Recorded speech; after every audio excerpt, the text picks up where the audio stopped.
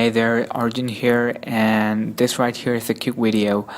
Actually, one of my friend Dale mailed me this question personally, so I just thought why not make a video about it. Actually, it's around midnight here, and I'm working late, and I'm kind of sleepy. But anyways, this was Dale's question. He's trying to build his own child theme, and apparently he's confused with the guide given at the GitHub. He is not sure where he should perform the gulp copy assets command. He is not sure whether he should perform that in the parent folder or the child folder. So that's why he wrote this letter. And actually, I think it's a good question. I guess a lot of viewers apparently have the same issue, and that's why I decided to create this video, even though it's very late at night. Anyway, let's have a look. I hope you already have UnderStrap parent theme and child theme installed. If you don't know how to do that, I have a video about that. Please go check it out. I have also added a link in the description below. You can check that too. And first, you need to install the dependencies to work with your theme. To do this, open the terminal and navigate to the UnderStrap child folder. I want to make myself clear here. You don't need to go to the parents folder, which is the UnderStrap. You need to go to the UnderStrap child folder and not the parent folder, just to make sure.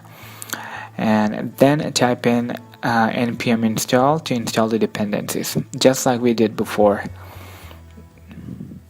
Okay, once the installation is completed, here comes the answer part to the question. Navigate to the child theme folder, that is UnderStrap child, not the parent, and then type in the command gulp copy assets.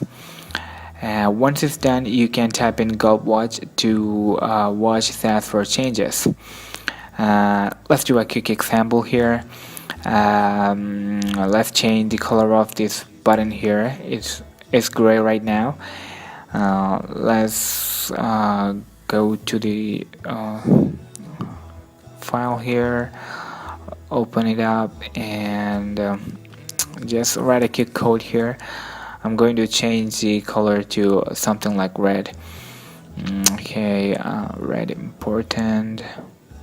Okay, now we have saved, and now you can see that it is actually watching for the changes. You can see the screen has changed a bit, and you can see some more text appearing in this terminal, which means that our SAS file has been compiled successfully. Sorry. Now let's check that. Okay, it's working really fine, and yeah, that's this video. I guess the doubt has been cleared. Shout out to Dale for his awesome question, and keep that kind of questions coming. I'll be happy to help, and I also have more UnderStrap videos coming, so please subscribe if you haven't done already. Also, do support me on Patreon. I have given the link in the description box below, and also follow me on Twitter. Feel free to DM. I'll see you guys later. Take care.